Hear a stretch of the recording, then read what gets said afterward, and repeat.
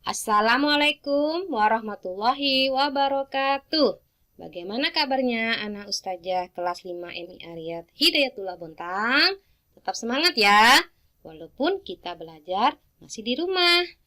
Kita sekarang sudah masuk ke materi yaitu tema 9, benda-benda di sekitar kita.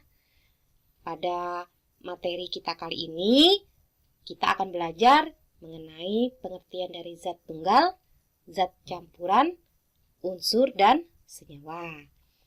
Sebelum kita memulai pembelajaran lebih lanjut, yuk kita sama-sama membaca basmalah. Bismillah. Kita lanjut ya.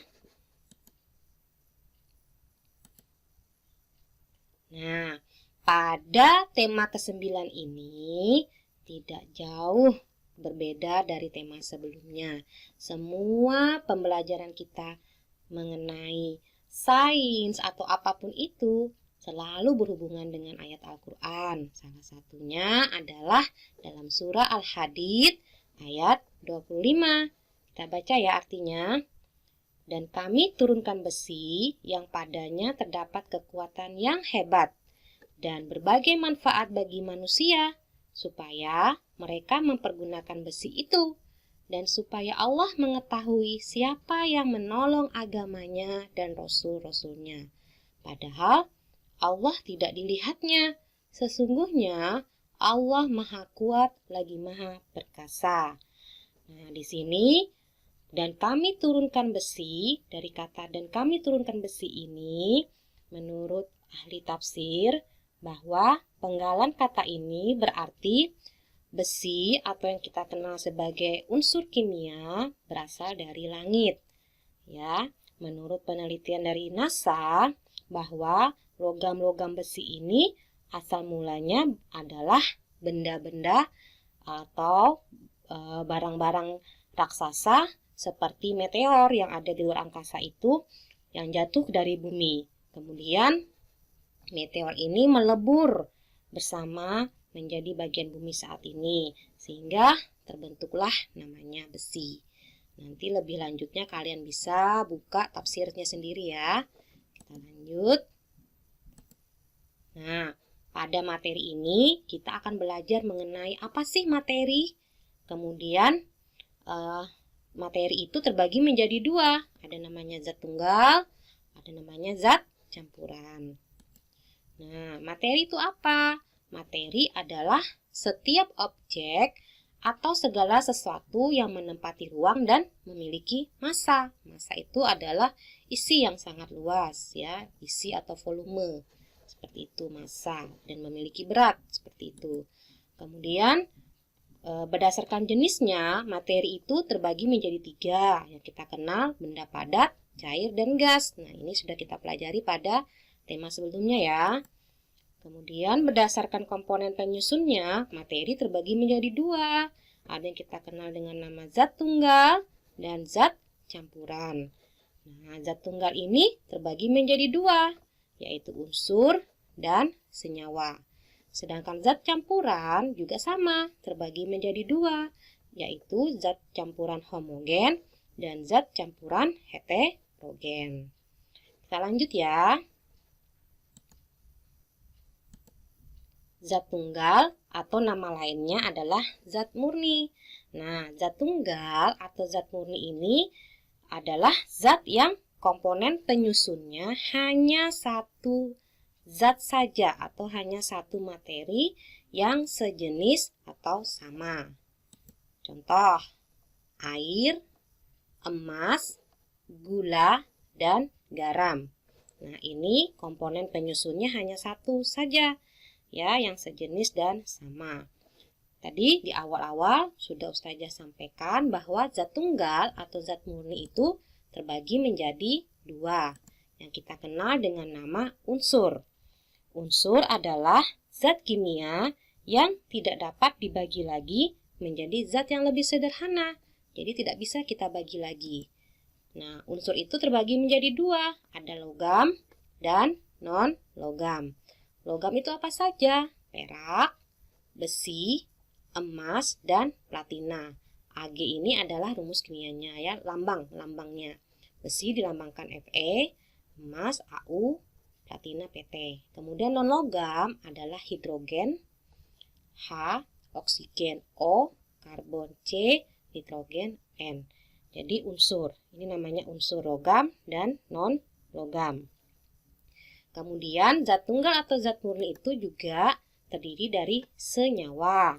Senyawa ini apa? Senyawa adalah zat tunggal yang terbentuk dari beberapa unsur. Nah, kalau unsur itu dia tidak bisa dibagi lagi menjadi zat yang lebih sederhana, sedangkan senyawa ini ya, zat tunggal yang terbentuk dari beberapa unsur.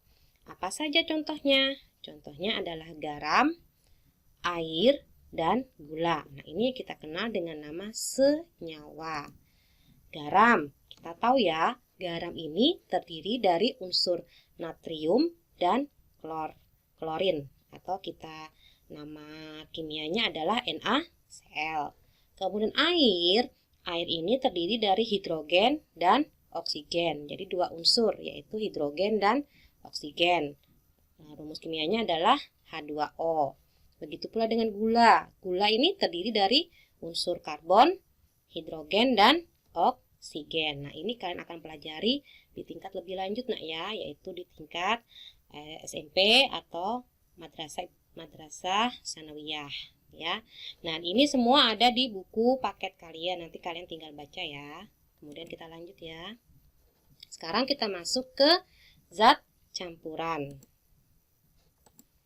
Nah, zat campuran ini apa? Zat campuran adalah zat yang mana komponen penyusunnya terdiri dari dua atau lebih zat atau materi. Namanya juga campuran, berarti dua ya.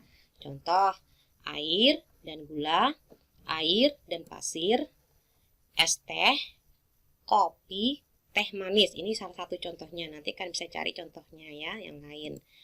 Nah, zat campuran juga terbagi menjadi dua, yang kita kenal dengan nama zat campuran homogen. Nah, zat campuran homogen ini apa? Zat campuran yang terdiri atas dua atau lebih beberapa materi yang menyatu secara merata atau sempurna. Jadi zat campurannya merata secara sempurna. Jadi tidak terlihat lagi karena sudah merata atau tercampur menjadi sempurna. Contohnya adalah di sini air yang ditambah dengan gula, maka gula ini akan terlarut menjadi satu dengan air. Atau teh manis. Nah, teh, kemudian ada gula, kemudian ada air. Nah, ini akan menyatu menjadi satu, terlihat merata, homogen. Jadi tidak ada endapan. Seperti itu dengan air dan gula. Yang berbeda dengan zat campuran secara heterogen. Nah, zat campuran secara heterogen ini adalah campuran yang terdiri dari dua atau lebih zat yang berbeda tapi tidak dapat menyatu secara merata. Beda dengan homogen ya, dia menyatu secara merata. Sedangkan heterogen tidak menyatu. Artinya apa? Biasanya ada endapannya. Contoh, es teh di sini ya. Masih ada es batunya di sini ya. Kadang-kadang es teh itu kita kasih jeruk lemon ya. Lemonnya kita cemplungkan, masih ada. Kemudian kopi. Kopi ini kan terdiri dari air, gula, dan kopi. Ketika kita aduk, maka kopinya ini akan mengendap di dasar. Berarti dia bercampur secara heterogen. Artinya masih terlihat ya. Masih ada endapannya. Seperti itu. Oke. Nah, ini contohnya tadi, air dengan pasir ya. Air dengan pasir ini ketika diaduk maka pasirnya akan mengendap. Nah, ini disebut zat campuran secara heterogen. Es kopi tadi seperti itu. Oke, paham dah ya? Kita lanjut. Nah, sekarang coba kalian perhatikan gambar. Ini gambar sirup ya, air sirup. Kemudian ini adalah gambar air dengan minyak, agar-agar, dan santan. Sekarang coba kalian tulis di kolom komentar YouTube-nya Ustazah yang mana merupakan bagian atau kelompok dari contoh campuran homogen dan campuran heterogen. Apakah campuran homogen itu minyak dengan air atau minyak yang ada di gambar ini? Nanti kalian tulis ya jawabannya di kolom komentar YouTube Ustazah. Kemudian tugas kalian di rumah, kerjakan buku paketnya halaman 6, 9, 10, 63, dan 107. Mungkin ini saja materi yang bisa Ustazah sampaikan. Tetap di rumah, jaga kesehatan, sholat lima waktu, dan selalu menerapkan 3M ya. Ustazah akhiri. Assalamualaikum warahmatullahi wabarakatuh.